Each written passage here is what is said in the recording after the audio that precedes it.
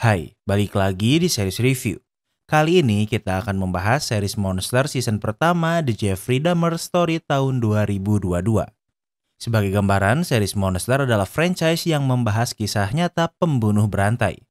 Tiap season menceritakan cerita berbeda dan Mimin udah pernah bahas season ketiganya yaitu The Ed Gein Story. Sesuai judulnya, di season ini akan membahas kisah Jeffrey Dahmer, salah satu pembunuh berantai paling terkenal di dunia. Penasaran dengan kisahnya?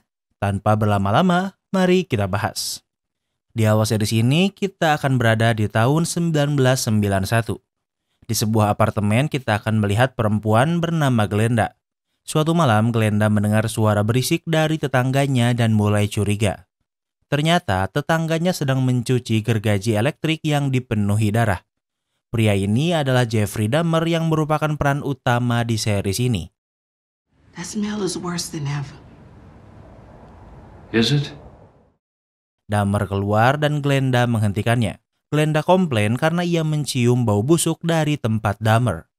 Dahmer menjawab kalau ia punya daging yang membusuk karena kulkasnya rusak. Ini bukan pertama kalinya dan Glenda muak dengan bau busuk dari tempat Dahmer. Dahmer menambahkan kalau ikan peliharaannya mati dan itulah kenapa apartemennya bau. Kemudian Dahmer pergi ke sebuah gay bar karena ia adalah seorang gay. Di sana ia bertemu beberapa pria gay dan mentraktir mereka minuman. Dahmer menari dan bersenang-senang di sana. Ia bercerita kalau ia memiliki hobi fotografi berseni. You guys want to poster me? I can give you $50.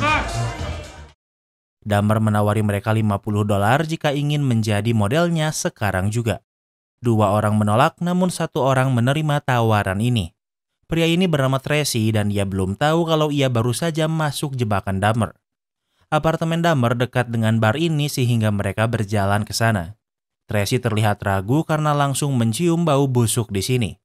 Dahmer berkata kalau keluarganya mengirim banyak daging babi dan karena kulkasnya rusak, daging itu membusuk. Tracy ingin membuka jendela namun Dahmer melarangnya karena ia tak suka suara bising dari luar. Tracy melihat ada buku satanis dan sadar kalau Dahmer adalah red flag. Sementara itu, Dahmer memberi obat di minuman Tracy. Ia memberikannya pada Tracy dan Tracy menyadari ada yang mengambang di gelasnya. Walau sempat curiga, Tracy meminumnya sedikit lalu berubah pikiran dan ingin pergi namun Dahmer menghentikannya. Dahmer berkata kalau ia akan menyalakan AC agar di sini tidak bau. The fuck? Kemudian Dahmer tiba-tiba memasang satu borgol di tangan Tracy. Help! Stop yelling! Stop it! Ah! Tracy kini sudah muak dan berteriak namun Dahmer menyerang dan berhasil memojokkannya. Dahmer membawa pisau dan mengancam Tracy untuk tidak berteriak. Dahmer memaksa Tracy pindah ke kamar. Kemudian Dahmer menyalakan TV untuk menonton film bersama. Dahmer duduk di samping Tracy dan terlihat kalau Tracy sangat ketakutan. Oh, okay. We're doing it. Tracy mencoba kabur namun Dahmer bisa menghentikannya. Dari kasur, Tracy bisa melihat noda darah dan hal ini membuatnya semakin takut. Kemudian mereka lanjut menonton film seolah tak ada apapun yang terjadi. Tracy sadar kalau ia tak bisa kabur sehingga ia mencoba menggoda Dahmer. Dahmer tak tergoda kemudian meminta Tracy pindah ke ruangan lain untuk mengambil foto. Tracy mulai menari untuk menggoda Dahmer. Dahmer mengambil kamera kemudian mengambil beberapa foto Tracy. Setelah cukup memoto, Dahmer berencana membunuh Tracy namun Tracy mengulur waktu dengan mengajak Dahmer kembali menonton film. Saat menonton film, Dahmer mendengarkan jantung Tracy yang tentunya berdebar kencang karena ketakutan. Because I'm gonna eat it. Dahmer berkata kalau ia akan memakan jantungnya. Ketakutan Tracy memuncak sehingga ia menyerang Dahmer dan mencoba melarikan diri. Dahmer mencoba menghentikannya membuka pintu namun Tracy berhasil melawan dan membuka pintu. Tracy keluar dan berteriak kalau Dahmer ingin membunuhnya. Glenda melihat Dahmer dan langsung mengunci pintu dan Dahmer tak pergi kemana-mana. Di tempat lain, Tracy mencari bantuan dan untungnya ia bertemu polisi yang sedang berpatroli. Polisi ini mencurigai Tracy karena ia diborgol namun Tracy menjelaskan kalau ada orang yang mencoba membunuhnya. Tak lama kemudian polisi itu pergi ke tempat Dahmer. Dahmer mengaku kalau Tracy adalah kekasihnya dan mereka hanya bermain roleplay namun tentu Tracy membantahnya. Polisi meminta Dahmer untuk membuka borgol Tracy. Polisi mencurigai Dahmer sehingga mereka ingin memeriksa apartemennya dan langsung mencium bau busuk di sana. Dahmer berkata kunci itu ada di kamar sehingga polisi memeriksanya. Ia melihat noda darah di kasur namun tak berkomentar. Di laci, polisi menemukan kunci borgol itu. Namun ternyata di sana juga adalah tempat Dahmer menyimpan foto korbannya. These are real. Grab them. Awalnya tak terlihat ada yang aneh sampai ada foto orang tanpa kepala. Polisi sadar kalau ini asli, kemudian Dahmer mencoba melarikan diri namun polisi berhasil menangkapnya. Kini Tracy bisa tenang karena akhirnya Dahmer ditangkap juga. Tentunya ditangkapnya Dahmer membuat keributan besar di apartemennya. Glenda muak karena ia sudah menelpon polisi selama setahun karena mencurigai Dahmer namun polisi tak pernah menggubrisnya. Keesokan harinya, ayah Dahmer yang bernama Lionel dipanggil ke kantor polisi. When you said on the phone there was a murder investigation, I thought someone might have tried to murder him. Awalnya, Lionel pikir kalau Dahmer adalah korbannya, namun ia terkejut karena Dahmer adalah pelakunya. Lionel mengaku kalau dari kecil Dahmer adalah anak yang aneh. Setelah ia dan istrinya bercerai, hal ini memperburuk kondisi Dahmer. Saat berusia 4 tahun, Dahmer dioperasi hernia dan setelah itu ia mulai berubah. Detektif memberitahu kalau Dahmer membunuh lebih dari sekali. Di apartemennya ditemukan kepala manusia di kulkas. Ada 2 jantung manusia di freezernya. Di kamar ditemukan 5 tengkorak dan tulang manusia. Tak hanya itu, Dahmer juga mendokumentasikan korbannya dengan foto. Di sebuah tong juga ada tubuh manusia yang direndam di cairan asam untuk melarutkan dagingnya. Dahmer juga mengaku kalau ia memakan korbannya. Lionel diberi waktu untuk merenung sehingga detektif meninggalkannya sendirian di ruangan ini. Mendengar ini, Lionel tak memiliki ekspresi lain selain menangis karena merasa gagal menjadi seorang ayah. Beberapa jam sebelumnya, Dahmer dibawa ke kantor polisi dan langsung diinterogasi. Ia diberi kesempatan untuk menelepon dan orang yang ingin ia telepon adalah ayahnya. Dahmer tidak membantah telah membunuh sehingga tak susah untuk membuktikannya. Tentu pertanyaannya adalah kenapa Dahmer melakukannya. Series ini alurnya lumayan maju mundur. Tapi Mimin bakal coba jelasin berdasarkan timeline biar mudah dipahami. Kini kita mundur ke tahun 1966. Saat Dahmer baru berusia 6 tahun, di sekolah ia dikenal sebagai anak yang pendiam. Suatu hari setelah pulang sekolah, ia mendengar adiknya yang masih bayi menangis keras. Dahmer mencari ibunya dan ternyata saat ini ibunya yang bernama Joyce sedang overdosis karena ia seorang pecandu. Dahmer memanggil ambulan dan untungnya tepat waktu karena ibunya belum meninggal dan berhasil selamat. Lionel pulang dan bukannya khawatir, ia malah marah karena ternyata ini bukan pertama kalinya Joyce overdosis. Setelah kembali dari rumah sakit, Lionel dan Joyce terus bertengkar namun entah kenapa mereka tidak bercerai. Setiap hari mereka bertengkar bahkan sudah tidak menutupinya lagi dari Dahmer. Lionel terlalu banyak bekerja sehingga jarang di rumah sementara Joyce stres mengurus Dahmer dan adiknya sendirian. Dahmer sering menghabiskan harinya sendirian jadi bisa dibilang ia sedikit aneh. Suatu hari saat yang lain memberi apel untuk guru, Dahmer malah memberi berudu. Walau terlihat aneh, namun niat Dahmer baik karena ia ingin memberikan sesuatu untuk gurunya. Setelah sekolah berakhir, semua anak pulang. Seorang anak bertanya apa yang akan guru lakukan dengan berudu pemberian Dahmer. Ia tidak tahu sehingga ia memberikan berudu ini pada anak ini. Tak lama kemudian, Dahmer melihat anak itu membawa berudu pemberiannya. No! Selama ini, Dahmer adalah anak yang pendiam, namun kali ini baru pertama kalinya ia merasakan amarah. Dahmer mengikuti anak itu pulang bahkan masuk ke rumah walau tak diundang. Kemudian ia kembali mengambil berudu itu. Dahmer ke sungai namun bukan untuk membebaskan berudu itu. Ia malah menumpahkan oli ke dalam jar yang tentunya akan membunuh berudu itu. Hampir semua serial killer memiliki keinginan untuk menyiksa hewan saat masih kecil. Suatu hari, Dahmer dan ayahnya menemukan posum mati di bawah rumahnya. Dahmer sangat tertarik dengan bangkai ini bahkan tak takut untuk menyentuhnya. Lionel ternyata juga memiliki ketertarikan yang sama dan berbicara tentang bagaimana pengalamannya dalam membedah hewan saat sekolah. Kemudian Dahmer dan ayahnya pergi memburu bangkai hewan baru. Mereka menemukan bangkai seekor rakun. Kemudian saat di rumah, ayahnya membedah rakun ini bahkan menunjukkan jantungnya pada Dahmer. Dahmer tidak takut sedikit pun dan malah sangat tertarik. Maju ke tahun 1977 saat Dahmer berusia 17 tahun, ayah dan ibunya belum bercerai dan sejauh ini kehidupannya biasa-biasa saja. Dahmer lumayan dekat dengan ayahnya dan ia sering menghabiskan waktu dengannya. Dahmer orang yang tak terlalu aktif, tak punya pacar, bahkan tak punya teman. Ayahnya khawatir namun ia masih canggung untuk membicarakannya. Setelah memancing, ayahnya menunjukkan cara membersihkan jeroan ikan. Dahmer ingin mencobanya dan tentu ia sangat menyukai melihat usus makhluk hidup. Di malam hari, Dahmer memikirkan perkataan ayahnya dan ingin masturbasi dengan majalah seksi. Ia tak bisa ereksi dan Dahmer belum tahu kalau ia adalah gay. Saat di sekolah, Dahmer dikenal sebagai anak yang pendiam. Shut up, Denise. We want to do this. Namun saat ada pelajaran biologi membedah babi, Dahmer berani memarahi temannya karena ia sangat semangat di pelajaran ini. Dahmer yang sudah terbiasa membedah hewan dari kecil tak menunjukkan keraguan sedikit pun. Setelah pelajaran selesai, Dahmer bertanya pada gurunya apa ia boleh membawa 1 ekor ke rumah. Gurunya menjawab ia sudah mengajar 20 tahun dan hanya Dahmer yang pernah meminta ini. Namun Dahmer diizinkan membawa 1 pulang. Akhirnya setelah pertengkaran selama pernikahan Lionel dan Joyce akhirnya berpisah. Mereka resmi bercerai dan Joyce mendapatkan hak asuh Dahmer dan adiknya. Waktu berlalu, Dahmer pulang. Ayahnya memberitahu kalau ia dan Joyce sudah bercerai. I'll stay with you, right? Oh, we'll figure that out. Dahmer bertanya apa ia akan tinggal bersama ayahnya, namun Lionel menjawab kalau itu bisa dibicarakan nanti. Lionel mencium bau bangkai dan menanyakannya.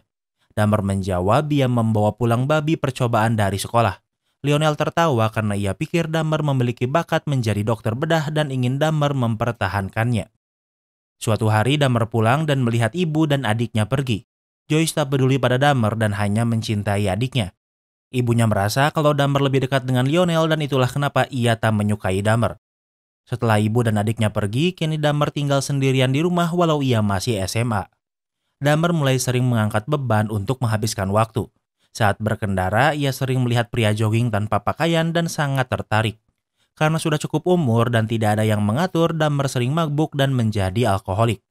Ia tak memiliki teman dan ia menghabiskan hari-harinya dengan mabuk dan membedah hewan.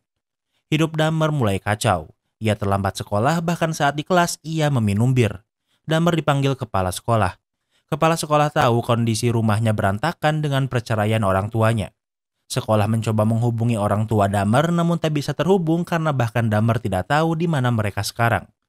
Kepala sekolah bertanya apa impian Dahmer. Dahmer menjelaskan kalau ia menyukai membedah hewan dan mungkin ini bisa menjadi pilihan kuliahnya. Namun masalahnya nilai matematikanya jelek dan Dahmer pikir ia tak mungkin bisa masuk ke kampus pilihannya.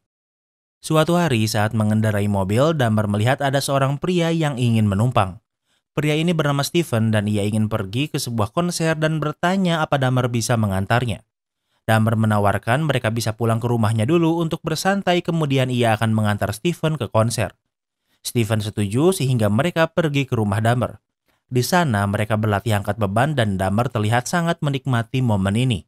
Mereka sudah menghabiskan banyak waktu dan Steven ingin secepatnya pergi ke konser. Dahmer mengulur-ngulur waktu dengan memberinya bir. Tiba-tiba Dahmer mencium Steven dan keadaan menjadi canggung. Steven sudah muak sehingga ia ingin pergi namun Dahmer menyerangnya dengan dumbbell. Steven tak berdaya kemudian Dahmer mencekiknya hingga mati. Setelah sadar ia menjadi seorang pembunuh, Dahmer frustasi dan mulai panik. Ia menyeret mayat Steven dan menyembunyikannya di bawah rumah seperti bangkai posum yang pertama ia temukan. Dahmer tak bisa tenang dan terus ketakutan. Di malam hari ia berencana memindahkan mayat Steven ke tempat lain. Agar mudah dipindahkan, Dahmer memotong tubuh Steven. Namun saat di perjalanan, ia dihentikan polisi karena mobilnya oleng. Polisi menanyainya dan Dahmer berkata kalau ia mabuk. Polisi kasihan padanya karena Dahmer baru berusia 18 tahun sehingga tidak akan menilangnya. Dahmer ditanyai apa yang ada di dalam plastik dan Dahmer menjawab kalau itu adalah rumput yang akan ia buang. Dahmer memutuskan kembali ke rumah. Ia membuang bagian kecil tubuh Steven di WC. Sementara bagian yang lebih besar ia oven hingga gosong kemudian tulangnya ia hancurkan. Setelah menjadi bubuk ia menaburkannya di halaman rumah. Beberapa bulan kemudian diadakan sesi foto untuk buku tahunan. Dahmer menyelinap di salah satu grup honor student. Waktu berlalu setelah buku tahunan jadi petugas menyadari prank yang dilakukan Dahmer yang menyelinap. Dahmer bukan anak pintar bahkan nilainya bisa dibilang buruk. Masalahnya buku ini sudah selesai dicetak dan tinggal dibagikan. Saat Dahmer menerima buku tahunannya, yang ia lihat adalah wajahnya dicoret dengan tinta hitam. Dan ini memang yang dilakukan Dahmer saat ia SMA. Waktu berlalu, Lionel mengajak istri barunya untuk dikenalkan dengan Dahmer.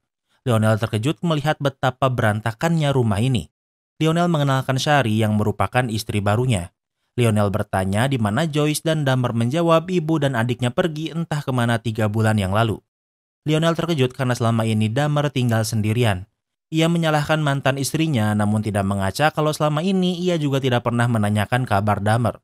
Dahmer sekarang sudah lulus SMA namun ia tak berniat masuk kuliah. Bahkan ia tak tahu apa yang ia ingin lakukan sekarang. Dad, I'm not a normal guy. I don't fit in. I'm weird. I don't. Dahmer mengakui kalau ia aneh dan sulit berbaur. Ia merasa ada yang salah dengannya, namun Lionel tak ingin membicarakannya. Dahmer masih belum yakin apa ia gay, namun Lionel tidak ingin mengakui kalau Dahmer gay, jadi tak ingin membicarakannya. Beberapa bulan kemudian, Dahmer didorong ayahnya untuk kuliah. Namun karena pada dasarnya Dahmer ini sulit berbaur, ia tetap kesulitan di sini. Ia jarang masuk kelas dan kebiasaan minum-minumnya memburuk. Tak butuh waktu lama karena di semester kedua Dahmer dikeluarkan dengan IPK 0,45. Lionel sangat kecewa dan sekarang ia ingin Dahmer bergabung dengan Angkatan Darat. Setahun kemudian, Dahmer sudah lulus dari Angkatan Darat dan menjadi seorang tentara. Kali ini ayahnya sangat bangga padanya. Dahmer memberitahu kalau ia dilatih menjadi tentara medis.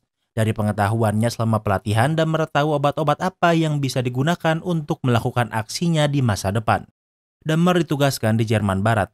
Namun tak butuh waktu lama, Dahmer juga dikeluarkan dari Angkatan Darat karena ketahuan mencekoki sesama tentara dengan obat-obatan. Namun setelah dipecat, ia tak pulang melainkan tinggal sendirian di Miami. Ia bekerja di sebuah toko daging dan menikmati memotong-motong daging. Namun pada akhirnya, ia cepat kehabisan uang karena kebiasaan minum-minumnya masih ada. Dad, can I please come home? Dahmer memohon pada ayahnya kalau ia ingin pulang. Lionel setuju sehingga menjemput Dahmer namun tak membawanya pulang. Lionel sudah sangat kecewa dengan Dahmer sehingga sekarang Dahmer akan tinggal bersama neneknya.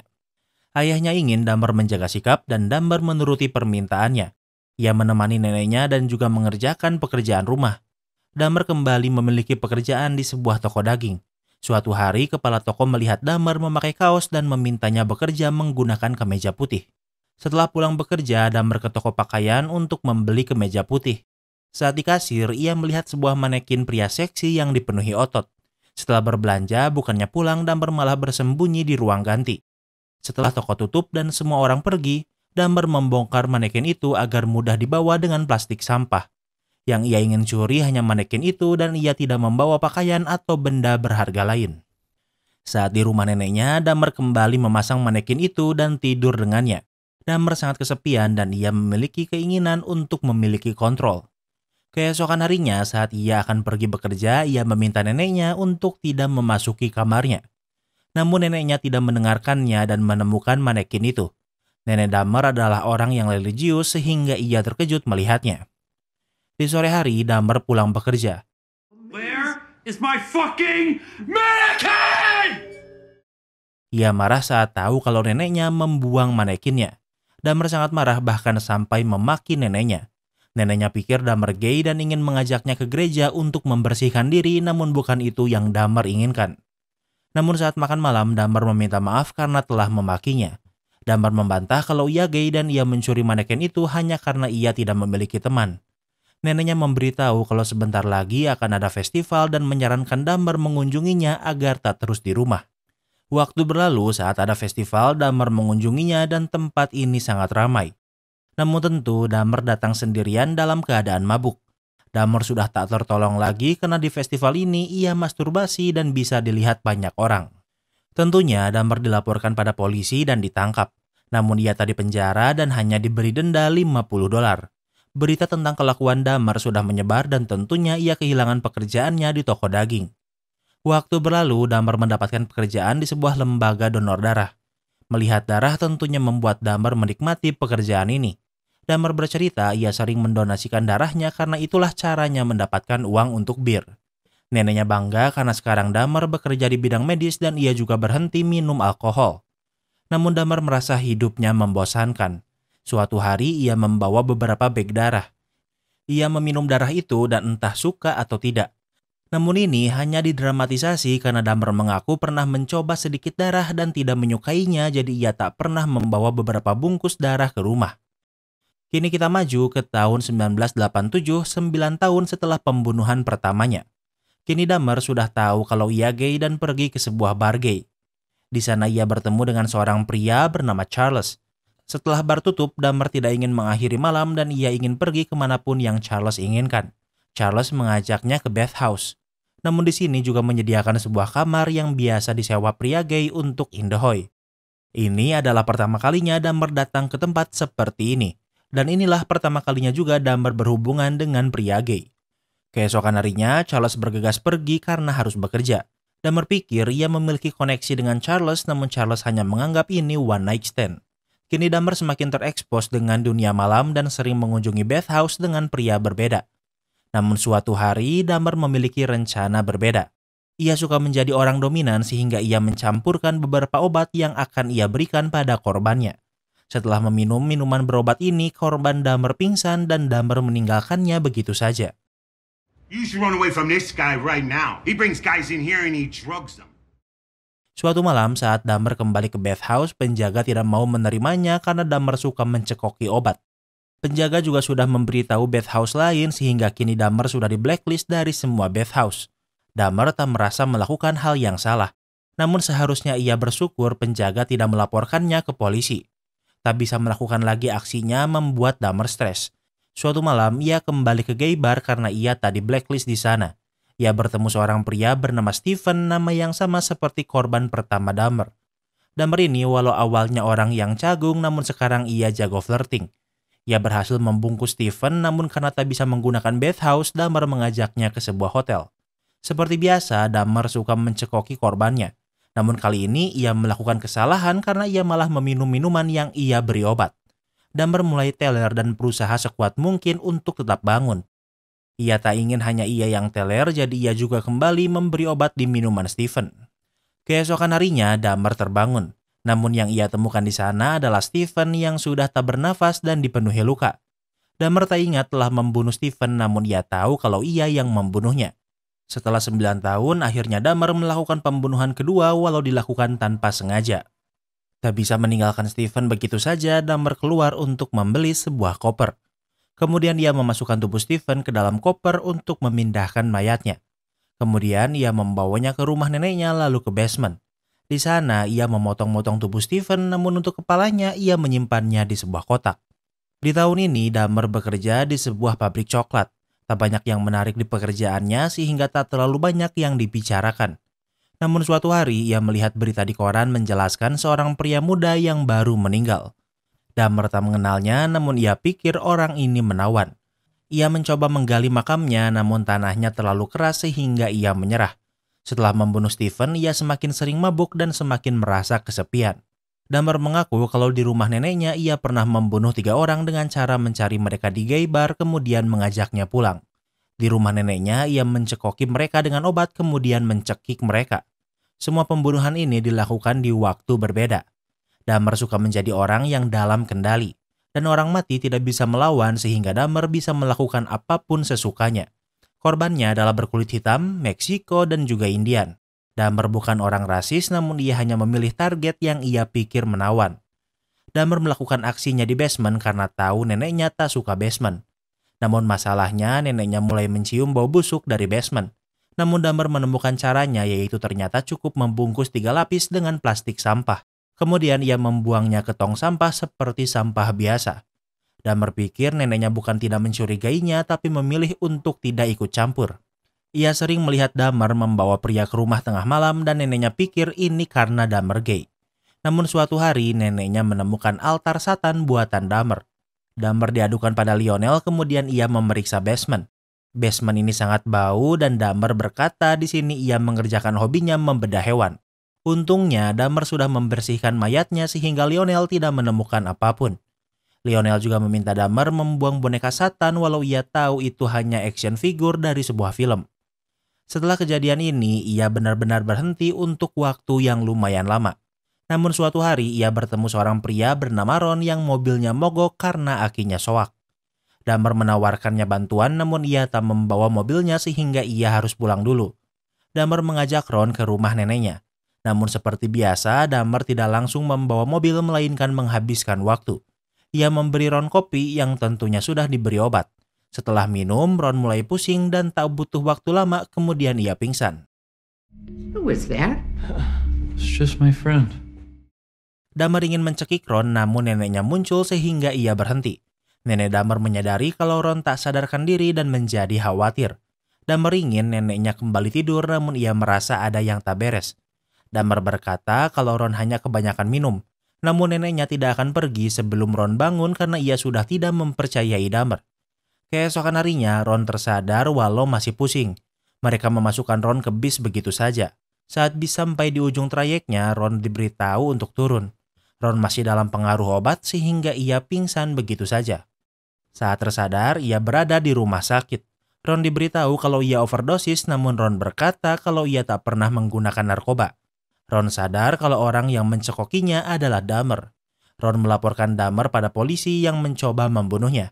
Ron sudah mencari tahu tentang Dahmer dan tahu dari Beth House kalau Dahmer memang sering mencekoki orang dan bahaya.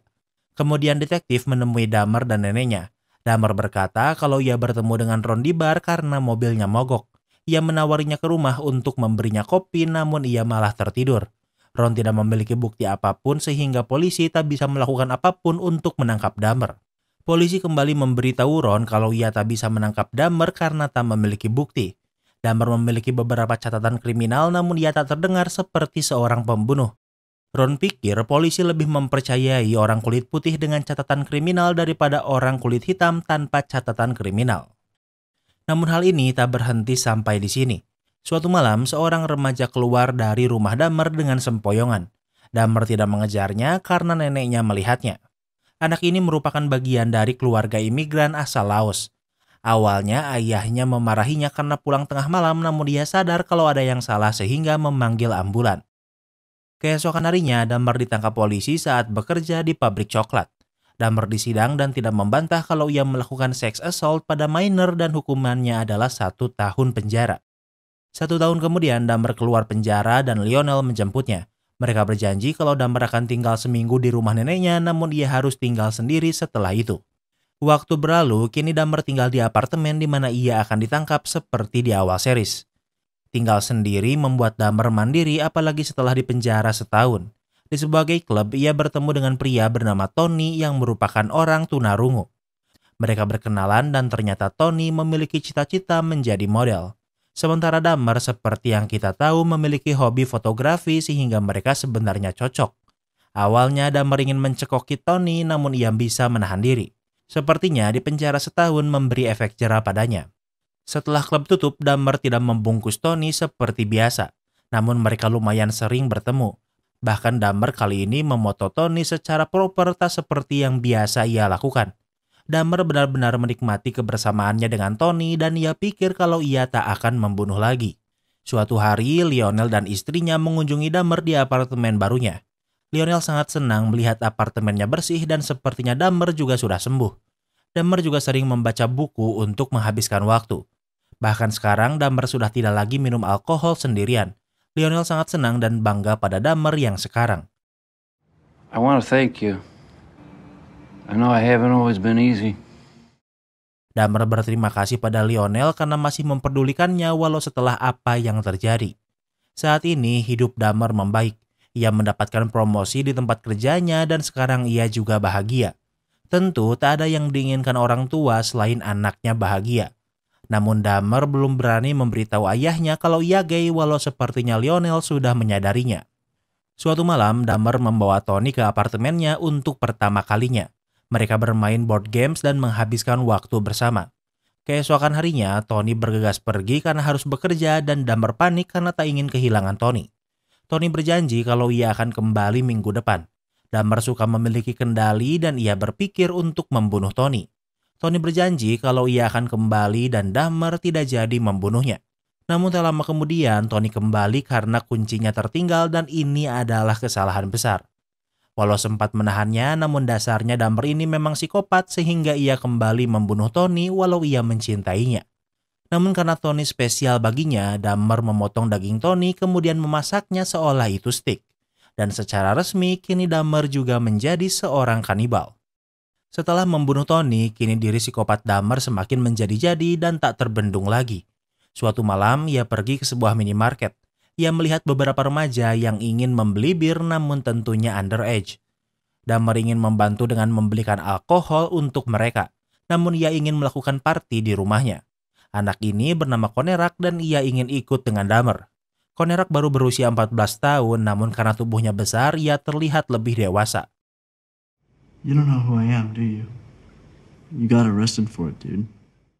Konerak memberitahu kalau ternyata ia adalah adik dari korban Dahmer yang menyebabkannya dipenjara setahun. Konerak tahu siapa Dahmer, tapi si kampret ini masih mau ikut ke rumahnya. Alasan Konerak kesini karena keluarganya butuh uang dan Dahmer menawarkan $100 jika mau ikut. Dahmer berkata kalau yang ia inginkan hanya mengambil foto dan Konerak juga butuh uang sehingga setuju. Dahmer memberi DP sebagai jaminan dan akan memberi sisanya nanti. Tentunya rencana Dahmer selalu sama. Pertama, ia memberi obat di minuman Konerak untuk membuatnya lemah. Konerak mulai lemas dan Dahmer sudah mengambil fotonya. Di lantai kita bisa melihat kalau mayat Tony masih ada di sana. Saat Dahmer membawa sebuah bor untuk membunuh, Konerak tersadar. Ia sangat ketakutan dan berhasil keluar karena saat ini Dahmer sedang di luar. Anak Glenda, tetangga Dahmer, melihat Konerak yang tentunya khawatir. Saat Dahmer kembali, ia melihat polisi yang dipanggil Glenda karena khawatir dengan Konerak. Dahmer berkata kalau Konerak adalah kekasihnya. Konerak tidak bisa membantah karena ia masih sangat lemah. Dahmer berkata kalau Konerak sangat mabuk dan jatuh makanya linglung. Walau Konerak masih di bawah umur, namun karena tubuhnya yang bagus, polisi percaya saat Dahmer berkata ia berusia 19 tahun. Dahmer tidak bisa membuktikan usia Konerak, namun ia bisa membuktikan kalau mereka memang pacaran. Dahmer mengajak kedua polisi ke apartemennya. Mereka bisa mencium bau busuk dan Dahmer berkata kalau kulkasnya rusak dan dagingnya membusuk. Sebelumnya, Dahmer mengambil beberapa foto Konerak dengan kamera Polaroid sehingga hasilnya langsung ada. Melihat foto ini membuat polisi percaya kalau mereka memang pacaran. Mereka tak memeriksa kamar, padahal jika mereka ke sana mereka akan menemukan mayat Tony. Saat mereka berdua, tentunya kini Dahmer akan membunuh Konerak. Kini kita kembali lagi ke masa sekarang setelah Dahmer ditangkap. Lionel dan Dahmer bertemu untuk pertama kalinya. Dahmer meminta maaf karena telah mengecewakannya. Sementara Lionel benar-benar tak tahu harus berkata apa. Lionel tahu kalau Dahmer butuh bantuan profesional, namun ia tak mengira Dahmer sesakit ini. Do you have any idea how this all started? I don't know. Lionel bertanya kenapa Dahmer menjadi seperti ini. Dahmer sendiri tak tahu kenapa dan sudah memikirkannya, namun ia masih tak mengerti. Kasus Dahmer menjadi berita nasional yang tentunya mengguncang Amerika. Kepala polisi murka saat tahu ada 2 polisi yang bisa saja menyelamatkan Konerak namun malah mengembalikannya pada Dahmer untuk dibunuh. Kedua polisi ini tidak merasa salah namun mereka tetap dihukum skorsing.